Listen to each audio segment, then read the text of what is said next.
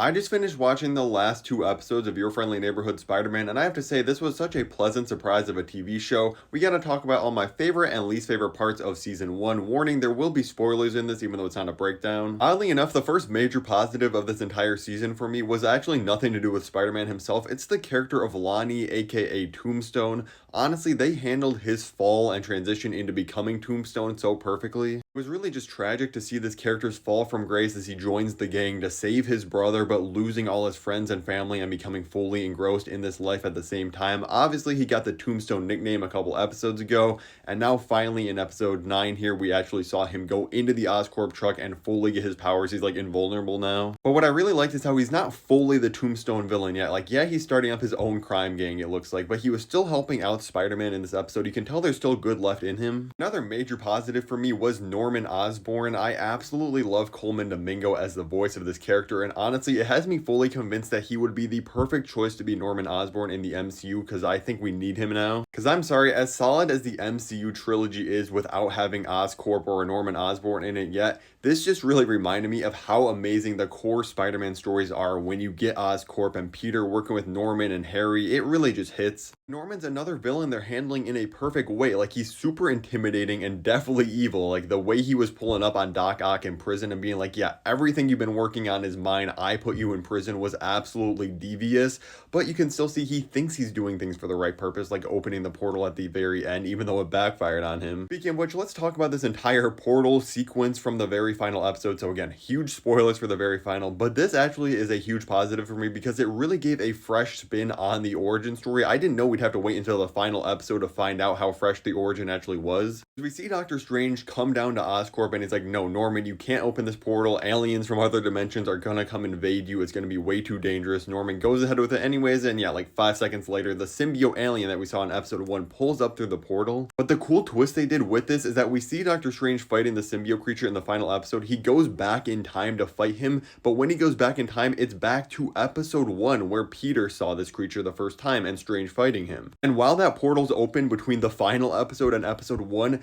a spider from Oscorp that Norman Osborn's been making with Peter's DNA to make more Spider-Man goes through the portal and bites Peter in the first place. I just thought that was such a really cool way to do it, because one of my criticisms after the first 3 episodes is like, I feel like this is just a very generic Spider-Man story, but this was really a super fresh take. I just had to wait a little bit. Let's keep the positives going. Another thing I really like that's a small detail, but it's the different suits we got to see in this show. They look incredible, and it's just so fun seeing Peter try out so many different suits. Then at the very end, seeing him finally get that iconic Spider-Man suit, it looks incredible, and I was really all on board. And another thing I really want to take back from my first couple episodes review is that honestly the visuals and animation look really solid. Like, the animation itself does have some clunky moments, but once you get adjusted to it, it really looked pretty solid overall. Even the scenes that don't look the best, I do appreciate them having like the different comic formats and like looking like pages in certain scenes. It was really just cool, and you can tell they really have love for the source material. This next one's something that's falling into both the good category and the mix. Just hear me out on my explanation. It's all the setup for season 2, because I think the setup that happens throughout this season with like Doc Ock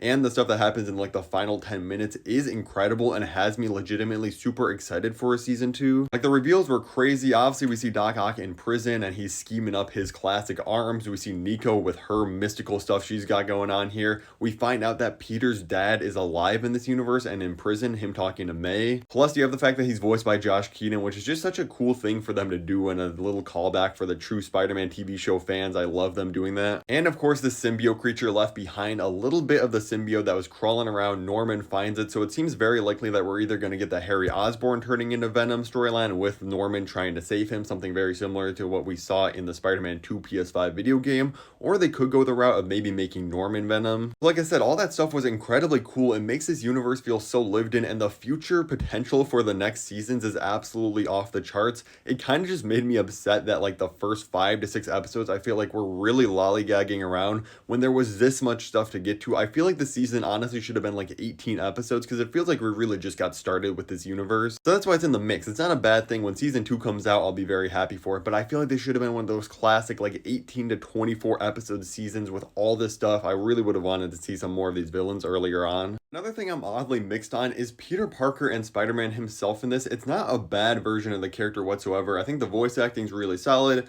Again, the character design, the suits, everything like that is fine. But ultimately, that's kind of just how I feel about this version of Peter Parker. He's just fine. Like, he doesn't bring the show down in any way, shape, or form. I just feel like there's way more interesting characters in the show. Like, Nico and Harry becoming friends was almost more interesting than Peter and Nico's friendship, oddly. As I mentioned before, like Norman, Lonnie, they're such strong and compelling characters that this version of Peter, I feel like, was kind of just there the entire time, going through the motions. Like I said, he has some good moments and stuff, and there is going to be more time for him to shine, I think, in season 2, now that all these villains are set up. I feel like he was just kind of overshadowed. Another thing that's really mixed for me is a lot of the MCU parallel elements in this. Some of them are cool, but otherwise you can tell that this was originally supposed to be Tom Holland's origin story in the MCU, and then they scrapped that idea. A lot of the stuff just feels straight up left over, like them mentioning Thor's hammer in New Mexico and the Sokovia Accords. All that stuff is like literally straight from the MCU. But I feel like halfway through production, they realized like, oh, if we're gonna have Norman and Harry in here, it really doesn't make sense for this to be Tom Holland's Spider-Man's origin story. So we're gonna cut that, but leave all the other MCU elements in it, which felt a little odd for me. Overall, I think I'm settling on a strong 7 out of 10. Don't attack me for that. That means I like the show. I don't give everything 9 or 10s out of 10s, because then those ratings lose their meaning. And I'm settling on that rating because I still think for like the first 4 to 5 episodes, the episodes are all very enjoyable, but just very mediocre. It didn't really find its stride till the end, but that's, like I said, why I'm so excited for season 2. Now we can hit the ground running and truly have a great season of television. Make sure to drop a like on the video, and if you haven't already, check out my review up above my head right now of Captain America: Brave New World.